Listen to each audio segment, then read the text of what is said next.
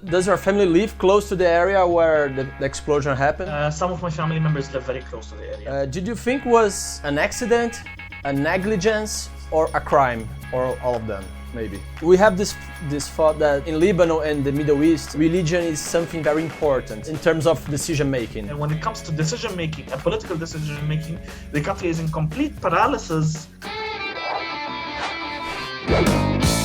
Nosso entrevistado de hoje foi convidado para partilhar um pouco de sua percepção do que está acontecendo agora.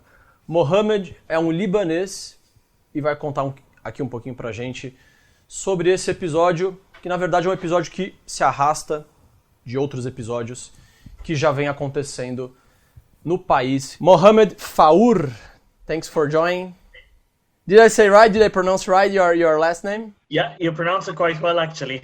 Faour, yeah. Some people say I have some Arab gene, so that's why it's easier for me. Could be, you never know.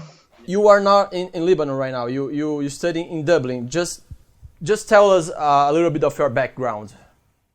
Yeah, so I currently, as you said, I currently work in Dublin. I studied here for a while and then continued work.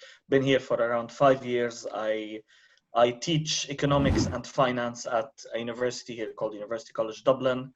Prior to that, I was between Kuwait and Lebanon, mostly Kuwait. I spent much of my life in Kuwait actually.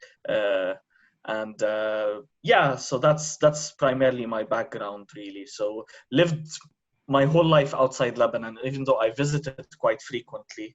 But I'm one of many Lebanese diaspora. You know, there are so many Lebanese who live abroad. Many of them are of Lebanese origins in Brazil, for example. So yeah, so this is really my background. Okay, so it's a trend for you to go out of your country and try the new life.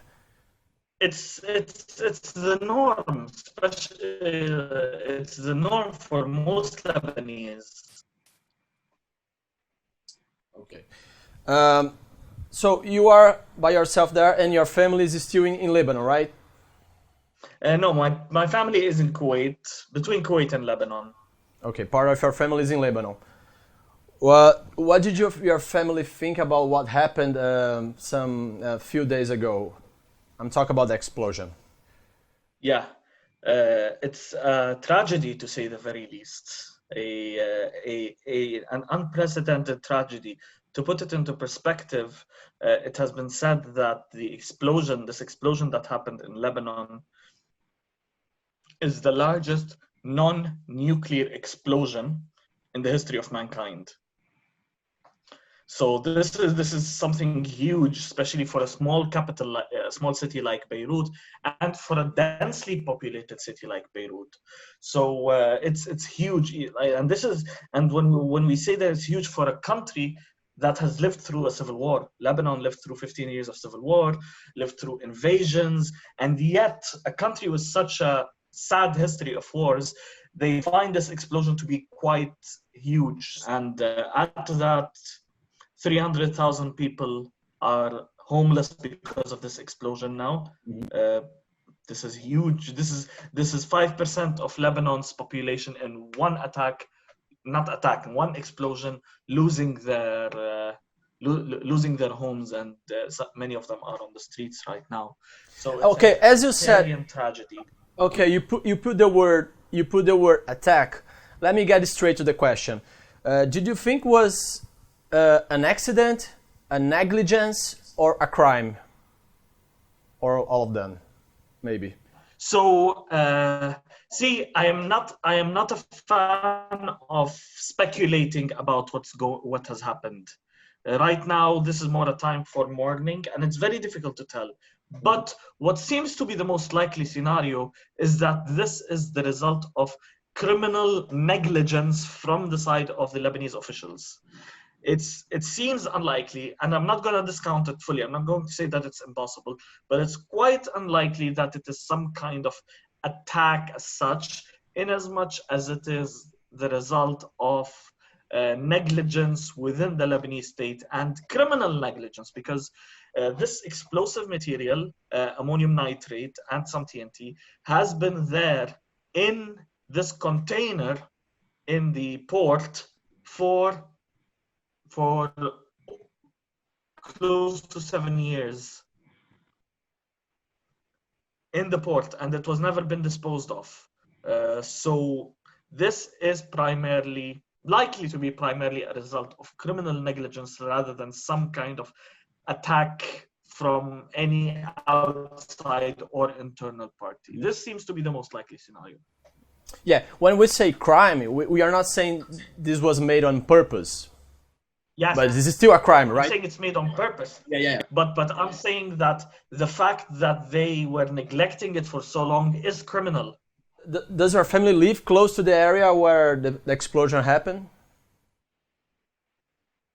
Some of my family members live very close to the area. And they did, fortunately for them, the damage was primarily material damage in their house. So, these material damages are fine to some extent, because you could always salvage and rebuild it. Other people were not so fortunate. Outside my family, I'm talking about. Other people outside my family were not so fortunate. We have 150 people in the country who lost their lives. That's a confirmed number. Tens of people are missing. We still don't know how many are missing. How many of them are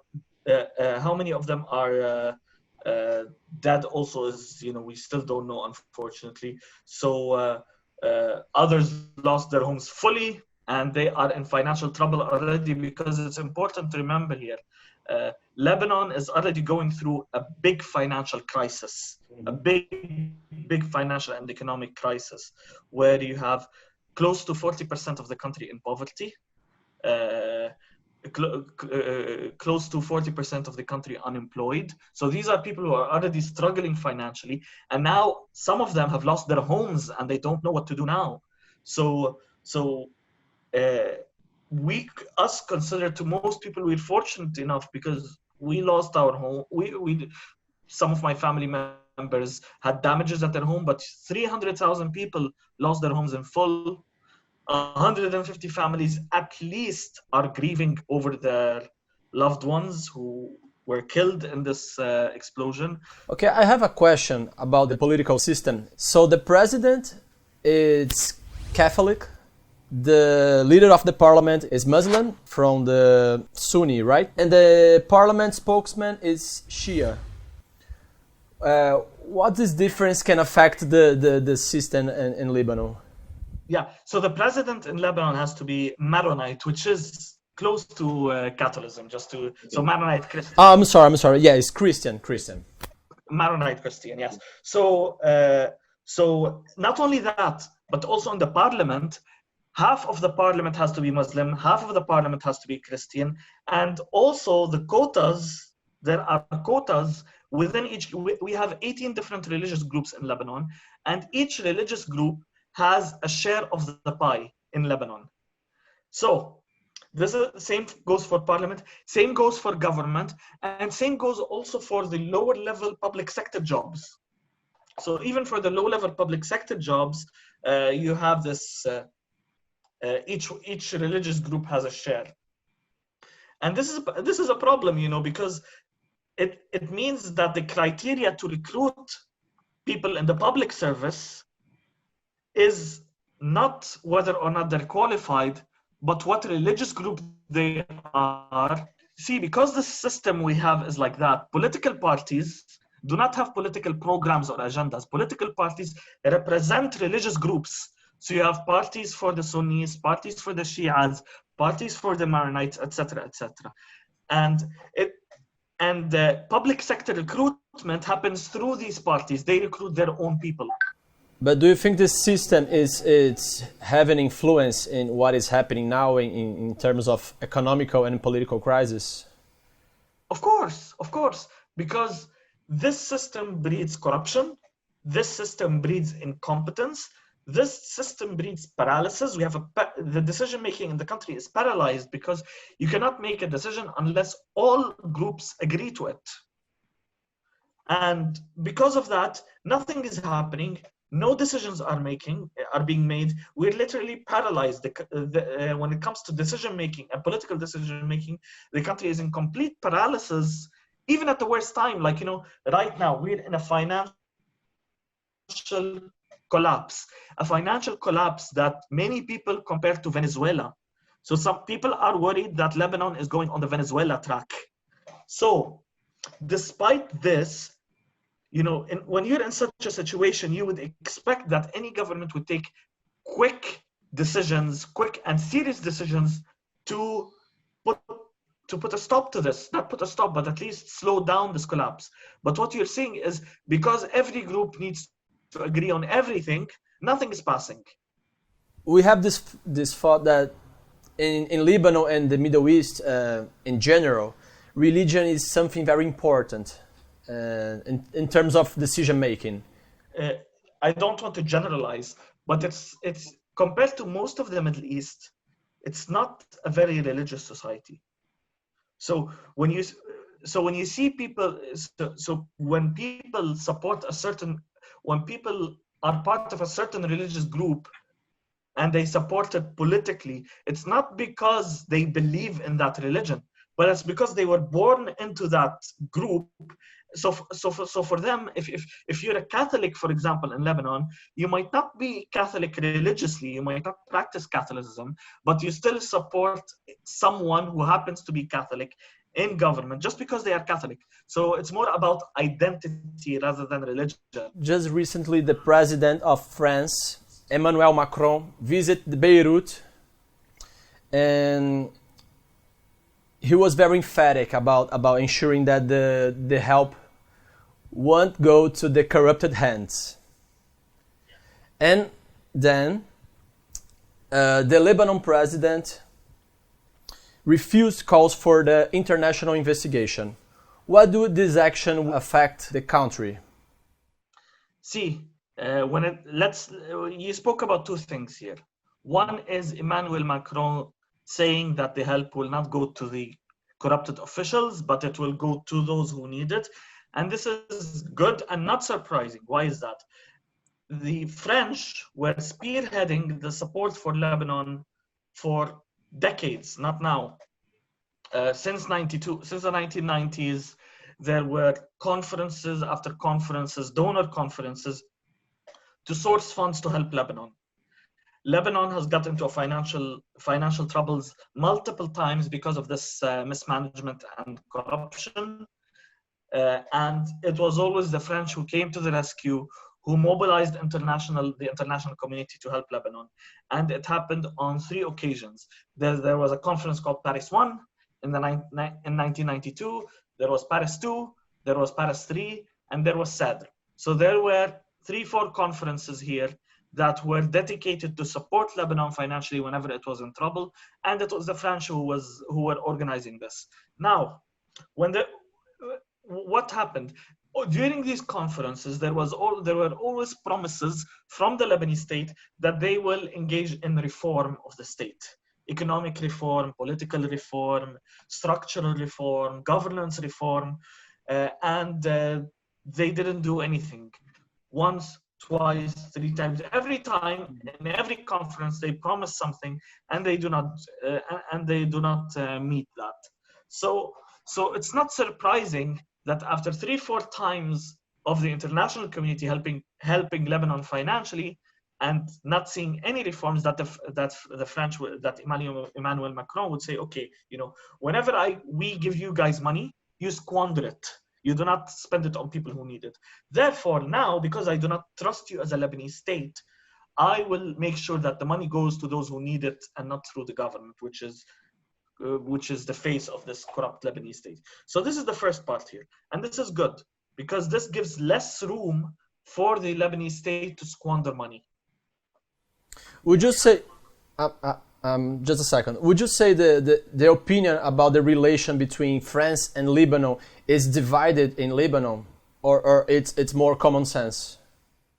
See, would it be divided? Some people would think that, you know, the French are trying to have too much influence in Lebanon. They historically had a lot of influence in Lebanon. We had a French mandate in Lebanon. They were controlling Lebanon for quite a while.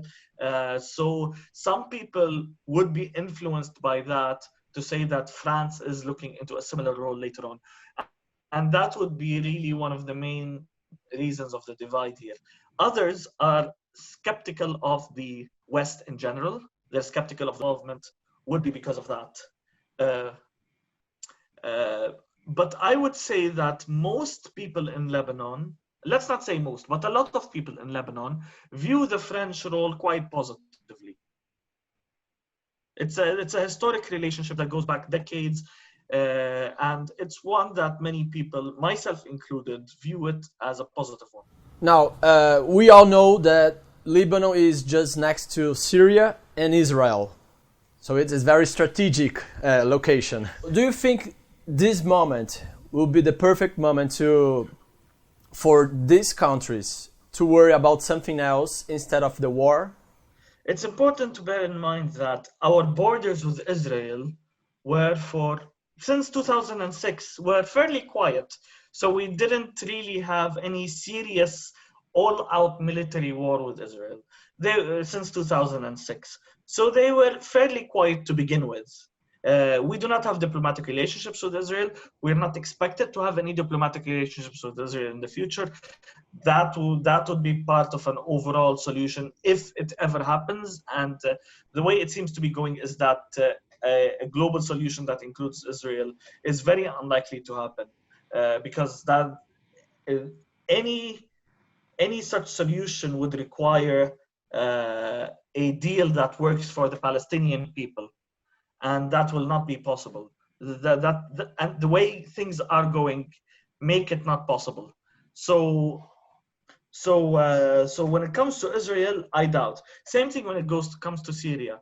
Syria, they have their own problems already. They have their own civil war going on. So whatever happens in Lebanon would be of little significance when it comes to Syria in terms of them stopping their civil war or finding an end to their civil war.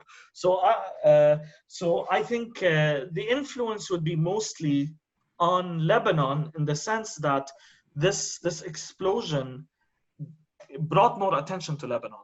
Lebanon was one of those countries that were given neglect.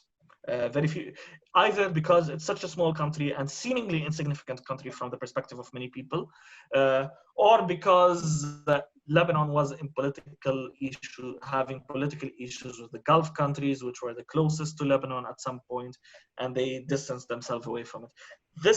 The effect of this explosion is that it probably brought more attention now, global attention, to Lebanon and to the very severe situation that it is in. But it would be a bit too strong an assumption to say that it would have an effect on what goes on in Israel and what goes on in Syria. So I've heard that Beirut is a very beautiful city. How do you see the country now, and what do you expect to see if you intend to go back there and make your family? Unfortunately, with the way the political class in Lebanon is ruling the country, Lebanon is not going in a good place. It's only going to get worse right now, unfortunately. Let's be optimistic. You want me to be optimistic? Okay. See, the optimistic part is that this explosion actually made people very angry. Yeah? People are very, very angry. Right? I can imagine, yeah. Yeah, and they are angry at the political class. And protests have already started again. It's important to bear in mind we had a popular uprising in October that lasted for a couple of months and it weakened down. And now there are some signs that it might flare up again against the political class. So we might have another uprising, or so I hope, at least. That's my hope.